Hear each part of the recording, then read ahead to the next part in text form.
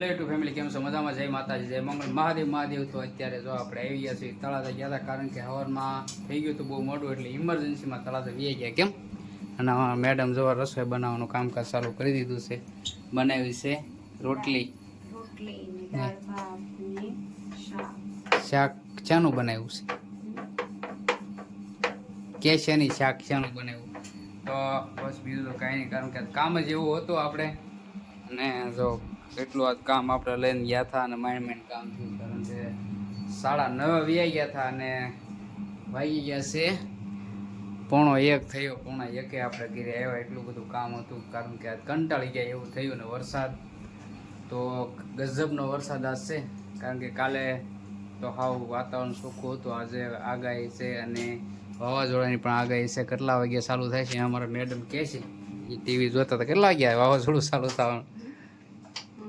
1 વાગે છે, પણ આપણા વિસ્તારમાં નથી. આપણા વિસ્તારમાં મોટા મોટા વિસ્તારમાં છે, દ્વારકા ની સાઈડ બધી છે, કારણ કે દરિયા કાંઠે. અને વાતાવરણ તો ગજબનું છે જો અત્યારે. અને વરસાદી પણ એવો પડી ગયો છે અત્યારમાં કે વાત જવા જો. તો ગરમી તો એટલી ને એટલી ગરમી તો થાય જ છે.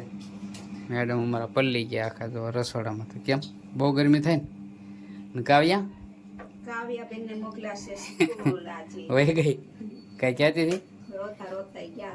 એવું છે, કારણ કે 2 દિવસ તો ગઈ નહોતી, એટલે 2 દિવસ કઈ નહીં, તો 5 દિવસ થયા. 5 દિવસ કા જન્માષ્ટમી પછી ગઈ જ નથી ને? જન્મ વેકેશન પડી ગયું હતું 3-4 દિન, અને 1 દિવસ આગાહી હતી કે રજા હતી શાળામાં, સ્કૂલમાં. અને કાલ તો તમે એમ કીધું હતું કે નથી જવું કાલ, કારણ કે વાતાવરણ ગજબનું હતું. એટલે તો આપણે કહેવું જ પડે કે ભાઈ જવું નથી. પવન ને એવું બધું હતું, વરસાદ ને એવું. તો એમાં નાના છોકરાને કેમ મોકલે? કારણ કે સરકારી જાહેર રજા તો, કારણ કે દશમની નોમની કા દશમની જાહેર રજા કરી હતી. તો પછી કાલનો દિવસ મેં જવા ન દીધી. એવું કામ કે વાતાવરણ ખરાબ બહુ હતું. સવારમાં પણ બપોર પછી તો ઉગાડ હતો, એટલે કાંઈ તકલીફ ન હતી. પણ પછી કાંઈ ગઈ નહીં. તો આજે એ કંઈક ઠેરાણી કે મમ્મી મારે જવું ન. આપણે તો તળાજા એટલે કાંઈ ખબર નથી. એની મમ્મી ધેડ કરીને ગઈ છે. દાદાને ફોન કર્યો હતો, એને ફોન કર્યો કે નથી જાવ એમ. ઘડી કે મને મજા નથી, મને નો લઈ જાય દવાખાને, મજા ન હોય એવું કહેતી હતી બધું. પછી બહુ પણ વરસાદ એટલો આવ્યો. મને કઈ ખબર નથી, કારણ કે અંદર હતો એટલે કઈ ખબર ન હોય. ઓલા બેંકમાં હતો કે નહીં? વરસાદ બહુ હતો ને પછી પવન એટલો હતો. પછી કે નથી જાવ. મેં તો સારું આવ્યું. પછી આવું ઉખાડ થઈ ગયો એટલે મેં તો ઉપડો થઈ ગયા. એટલે અમારે કાવ્યાબેન છે ને, અમારે સ્કૂલ જવાનું કહું ને એટલે સીધી દાદાને ફોન કરે કે મને પપ્પા સ્કૂલે મોકલે. એટલે આપણે સ્કૂલે તો મોકલવાની જ હોય, નથી જાય ની બહુ બોલી છે. દાદાને ફોન કરે કે આમ છે ને તેમ છે ને, મારા પપ્પા પરાયણે મોકલે છે ને એવું બધું કરે.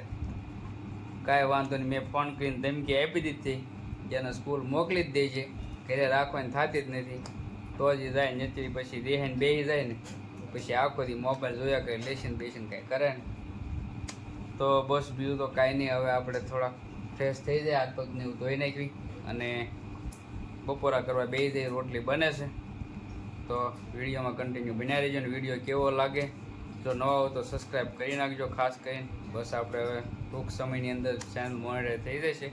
ચાલો તો વિડીયોમાં કન્ટિન્યુ બન્યા રહીજો.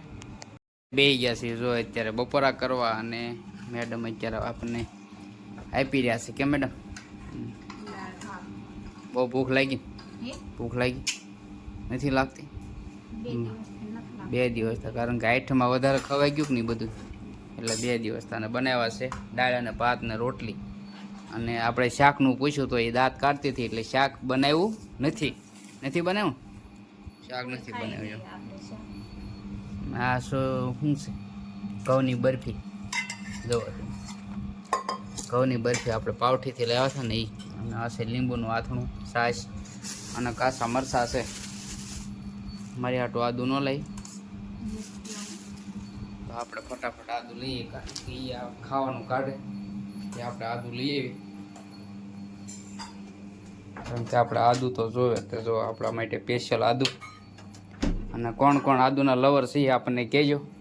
આપણને તો ખાસ આદુ ભાવે છે, એટલું તો ખાઈ જ જવાનું. આખા દિવસમાં એટલું ખાવાનું આદુ. મેડમ એ ખાય છે હમણાં આપણી હારે હારે. હા આદુ ખાવાથી બહુ તંદુરસ્ત, કારણ કે પેટમાં દુખે નહીં, શરદી થાય નહીં, ઉધરસ થાય નહીં, તાવ ન આવે.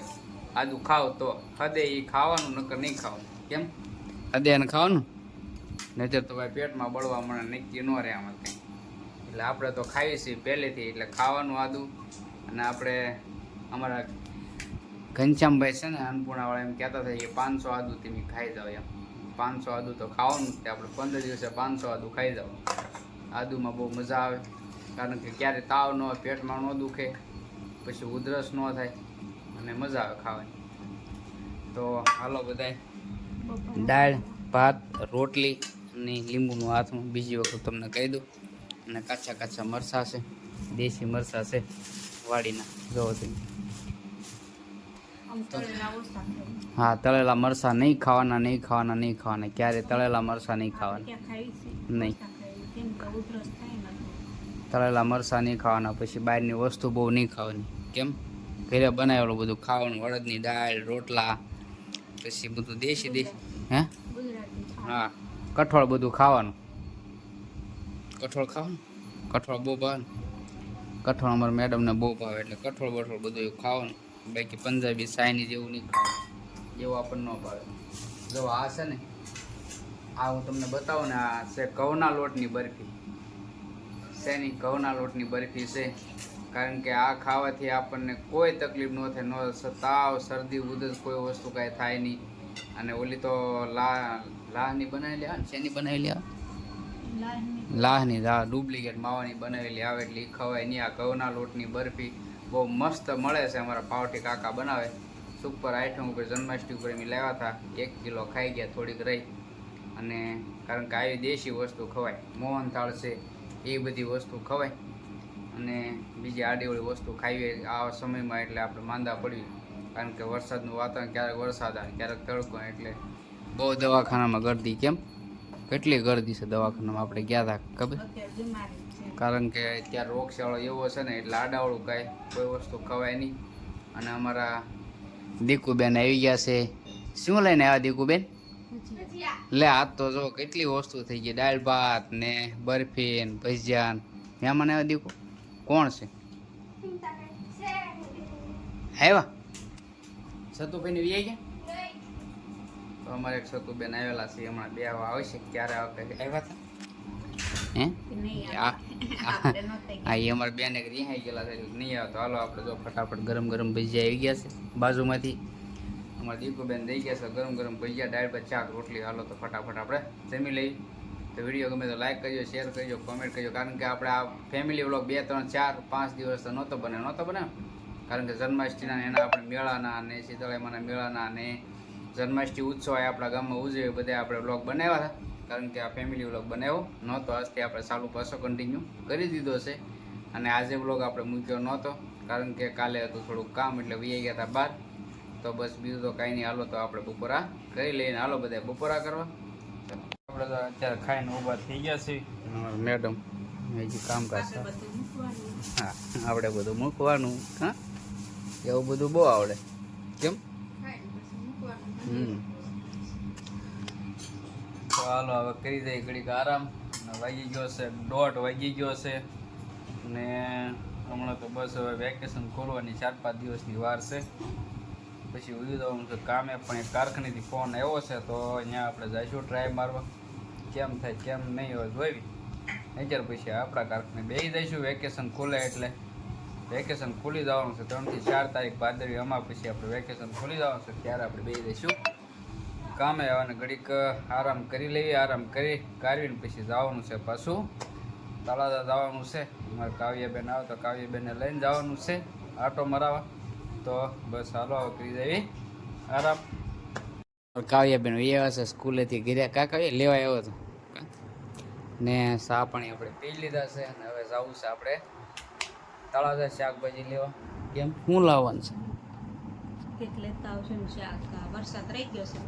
હા, તો વરસાદ થોડો ઘણો રહી ગયો છે, કારણ કે આજે એક ધારો ચાલુ વરસાદ છે અને આગાહી પણ છે. એટલે આપણે ફટાફટ શાકભાજી લઈને આવી ગયા છે. અત્યારે હવા 5 જેવું થઈ ગયું છે.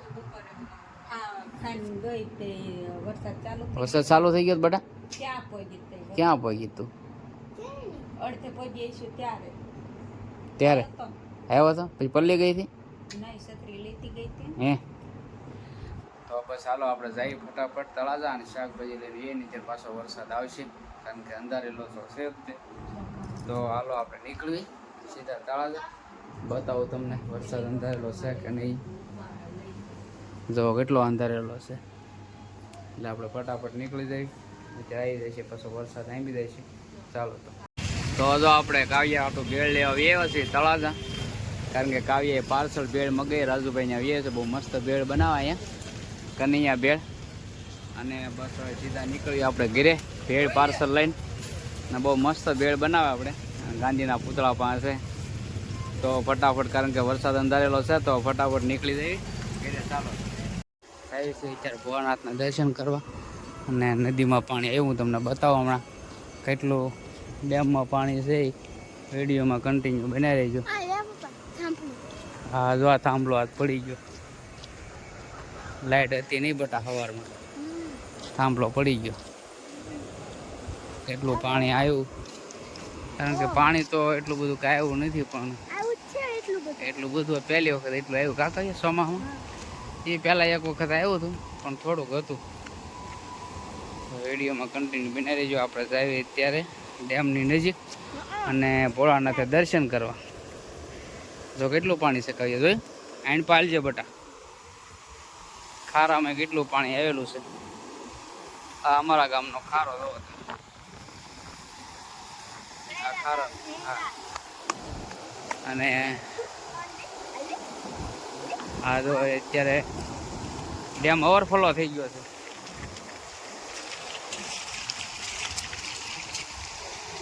કેટલું મસ્ત પાણી આવેલું જાય છે કારણ કે ભાદરવી બધી ઉપાધિ નહીં બધું ધોવાય તો ગયું છે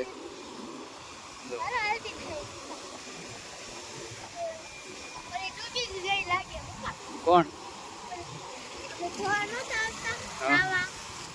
પાળી ને પાળી ડૂબી ગઈ જો કારણ કે બહુ એટલું બધું પાણી આવ્યું નથી અને ભોળાનાથે જો આરતી થઈ ગઈ છે ચાલુ આપણે જઈએ ફટાફટ દર્શન કરવા વિડીયોમાં કન્ટિન્યુ બનાવી રહીજો આપણે કરી લેવી દર્શન તો ચાલો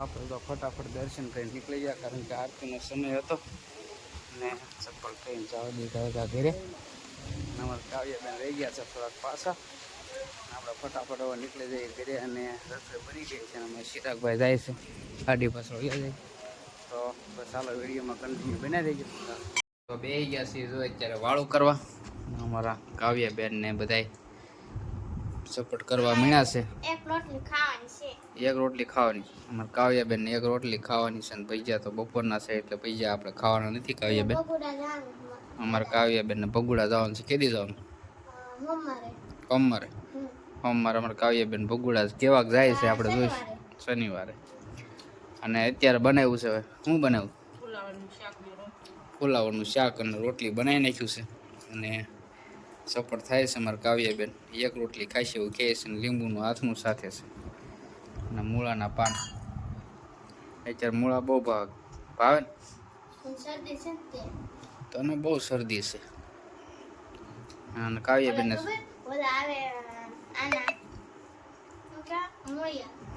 મૂળિયા બધી હુકવણી આવે ને મૂળાની હુકવણી કરે ને મજા ને ખાવાની દાંડલા મૂળાના એ લાવવાના મૂળા વધારે આવે ને એટલે લેતા આવવાના ભાદરવા મહિનામાં આવે ભાદરવા મહિનામાં તો આપણે ક્યાં જવાનું છે કાવ્યા ખરાદમાં ગોણી કરવા આવી ગયો તારીખ 22 તારીખ કાવ્યાબેન સુરત આપણે કોઈ નથી જવાનું દાદા જવાના છે તો તો બસ બીજું તો કાંઈ નહીં. હાલો આપણે ફટાફટ વાળું કરી લઈને હાલો બધાય વાળું કરો. પછી કહેતા નહીં, કીધું નહીં વાળું કરો. અને વિડીયો ગમે તો લાઈક કરજો, શેર કરજો, કોમેન્ટ કરજો. અને નવો હોય તો સબસ્ક્રાઈબ કરી નાખજો. અને આનો વ્લોગ કરીશું આપણે પૂરો. અને હવે મળશું આપણે નવા વ્લોગમાં. ચાલો તો જય માતાજી, જય મંગલ, મહાદેવ મહાદેવ. ચાલો તો બાય.